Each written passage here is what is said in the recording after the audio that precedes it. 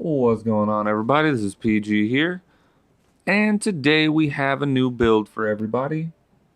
Um, as you can see, we're dressed up a little weirdly, and today we'll be using a lance. Now, believe it or not, this build was inspired by a random Pokemon card I found. Um, I used to like Pokemon a lot when I was a kid. I think anybody that was born in the early 90s and was, at that nice prime age to catch the first couple series of Pokemon was probably a huge fan of it. Um, I don't really keep up with Pokemon anymore because I cannot understand that shit to save my life. But that being said, this is actually based off one of the newer Pokemon. Its name is Escavalier, Escavalier. And it's like a cool armored dude with like dual lances.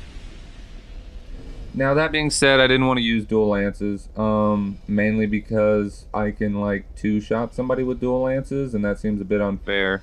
So I decided I would just two-hand my lance for the most part, and we got ourselves a little shield, and so yeah, little Pokemon-inspired Dark Souls action. I figured, why the fuck not? A lot of people on my channel, at least, should understand what the fuck Pokemon is. If you have no idea what Pokemon is, I don't know what to tell you. It's one of the most confusing shows in the world, but the original series was actually really cool. That being said, here we are back on Dragon Bridge doing our thing, and Sunlight Blade buffed Red Iron Twin Blade user is just devastating. Look at that. We got that magic pixel of health left. Let's see if our Pokemon can have a little last stand going on. And there we go. Alright, so commenting on the lance. Let's see here. It has a lot of strength to it. I do like the strength aspect to the weapon. I believe if you built your entire build around this weapon, you could have a devastating build. You really could. There's not a lot of weapons that I believe if you built your build around them, that you could actually really fuck someone up. But the lance is one of those things where if you learn to use it and you can effectively use it, you stand a chance against just about every style of build out there. Um, I would say the only downsides to the lance are you really do have a very pinpoint kind of a pixel to aim for. As you can see, the lance is all thrust moves. There is no widespread swiping attack.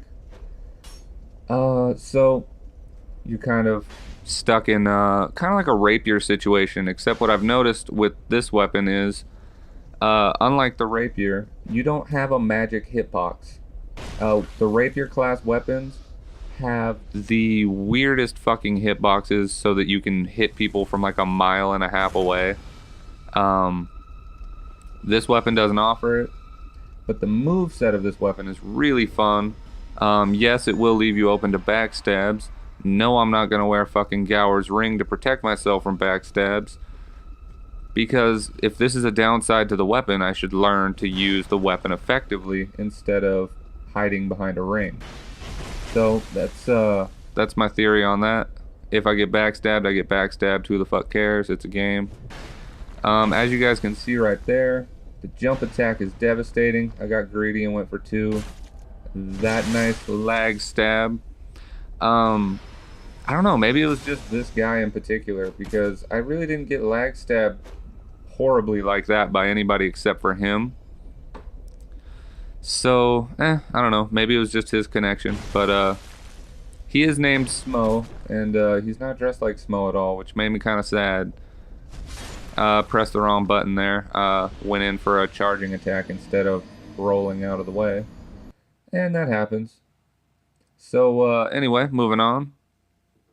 The lance type weapons.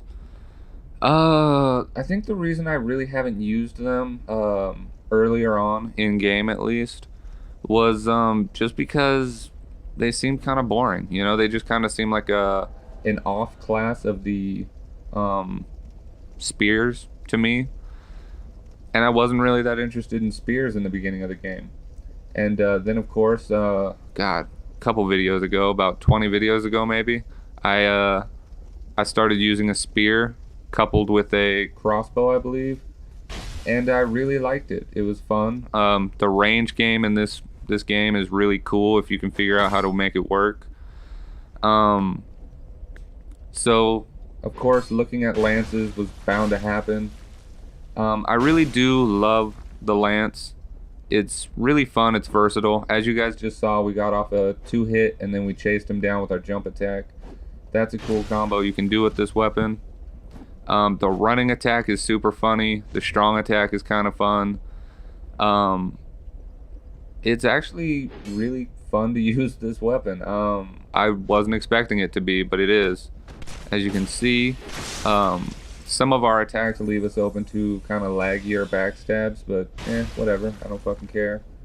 I'm having fun. And let's see here. What else? You can power stance and do cool poking moves with double lances.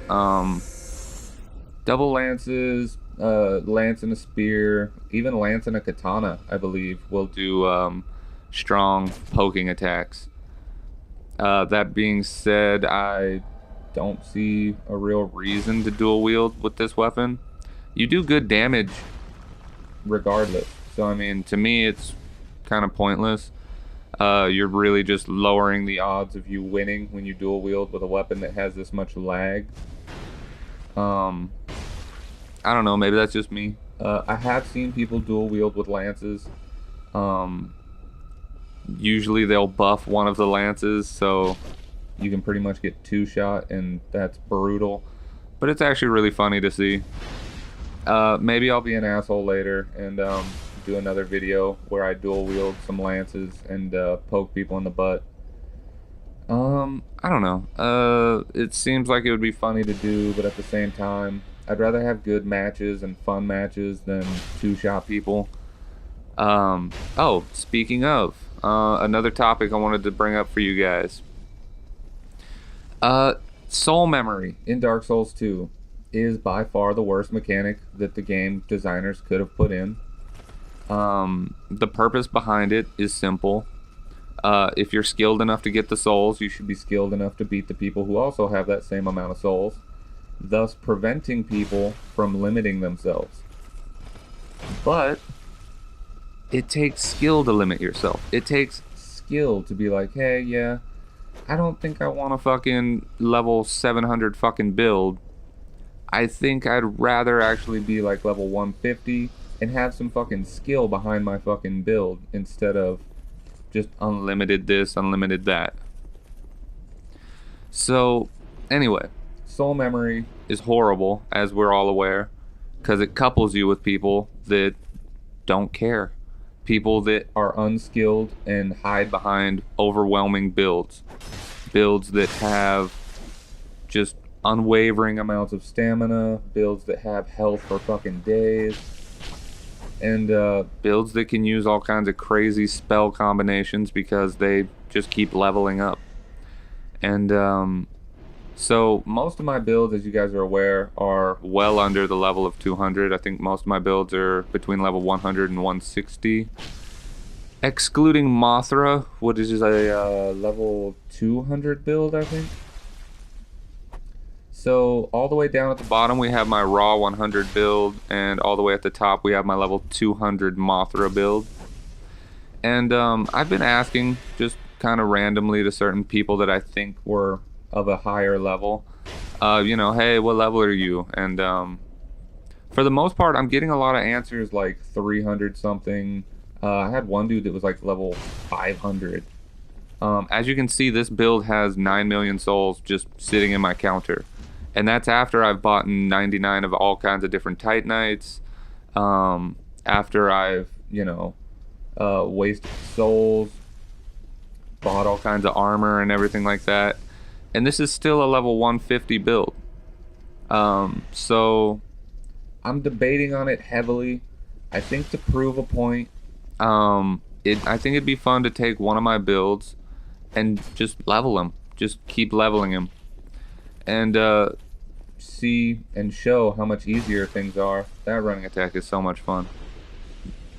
And just kind of show people how much easier the game is if you just level up. Like, how pathetic and easy that is. So, I don't know, guys. Let me know what you think. Should I do it? Should I just say fuck it and take one of my builds and just keep leveling him up? Right here we have a pretty pathetic gank squad. A little Havel monster with a halberd. And, man, what's the other dude? He'll be out here in a second. There he is. Murakumo, I think? I couldn't really tell. He kind of came in and out. Anyway, we run over here. I'm going to pull out our great bow, equip some arrows. As you can see, that's the summon. It kind of looks like he has a Murakumo. My eyes are kind of bad, though. Just miss him with that arrow. That's okay. Idiots always give you a second chance. That's my theory of it, at least. So as you can see, Havel Monster's kind of just sitting back there. He wants to heal.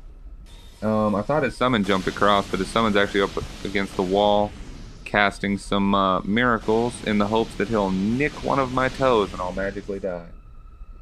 Well, I don't want to, no spoilers here, but I didn't get hit by that at all. Anyway, he's just sitting there in the corner like an idiot, so I was like, man, fuck it. I know I'm not supposed to use this weapon, but whatever. My Pokemon learned a new attack. You guys can just accept that. It happens. Anyway, ganker's down. On to the next fight. Yeah, like I was saying earlier though, sorry, train of thought kind of fell off there. I really would be interested in upgrading one of my builds, just having a shitload of souls and just leveling up. Unfortunately, I really don't know what build I'd want to do it with. I love this build a lot. This is one of my favorite builds. He's my balanced build. He's really fun. He has his little pyromancies. Overall, I think it is my favorite build, so I don't think I would do it with this build. As you guys can see, this is the build that has the most amount of souls by far of any of my other builds. So, I mean, yeah, he's off limits and that kind of sucks, but maybe I'll use Auric, my Pleasant Peasant style PvP build. He's my strength build. He's the one that I used for my former glory videos, Pleasant Peasant videos, strength weapon demonstrations, and all that kind of shit. So, yeah, maybe I'll use him. I don't really see why not. Anyway, this is an issue I've been having. I've actually ran into this twice yesterday making this video. Now, this guy just sent me a message. I don't have my updates that pop up and tell me when I get messages because that kind of ruins videos. So, anyway, he messaged me and said, training. I don't know that yet. I don't care. You summoned me. We're gonna fight, dude. Like, I don't understand. Like, so, anyway, even if I had read the message, I'm interested to see what this guy's idea of training is. Because as you can see, he's just circling me for backstabs. And healing. Circling and healing. What is that training for? Can anyone tell me? Like the shitbag Olympics? Like what are you training for by doing nothing but fucking healing and running? So he's backstab fishing and he's just healing up a storm. That's fine with me. As you can see, he isn't very skilled, so I'm not really worried about it. He has a little magic shield. I do like the magic shield. He doesn't know how to use it very well. It kind of seems like he's waiting on me to attack so he can try to parry me. What he isn't aware of is that he does not have enough poise to poise through my first attack. So poising through my first attack for that parry isn't going to work for him. Anyway, as you can see, that running attack is just fucking delightful. I love it. I don't get it. That guy DMG just invaded. I I really don't want him to get involved in my match, so I killed the host. There's DMG. Hi, DMG. Oh, oh no. Up, a little bit of a lag poke there. And I thought it was kind of shitty that I didn't get to fight him. So the minute I got back into my world, I crushed one of those red eye, whatever the fuck they're called. I can't remember right now. Token of Spite, there you go. And sure enough, crushing a Token of Spite, I got DMG in my world. And I was like, yay, yay me, that actually worked. Because usually when you do something like that, or have an idea of what you want to do, it doesn't really work out. So, as you can see, we got DMG back in our world. That was more luck than skill, I believe. So, here we are fighting DMG. This is going to be the fight that pretty much ends the video. As you can see, he is a very high level in the Blood Covenant, that is. I don't want to break anybody's heart, but being high level in the Blood Covenant doesn't really mean shit. Sorry if that hurts anybody's feelings, but it really doesn't mean shit to be high level in a covenant like that. I've seen plenty of people get their ass kicked regardless of their level, regardless of their stats, regardless of their standings in any covenant. It all comes down to skill level, and it looks like we're beating out DMG just a little bit here. It'd be really cool to get off a parry with this, but like I said, I've been trying to two-hand this more to kind of go with my build. So there you go, Invader banished, good for us. Alright guys, so this has been my Pokemon style build. I hope you guys liked it. Let me know what you guys want to see. Stay tuned for more PvP, guys.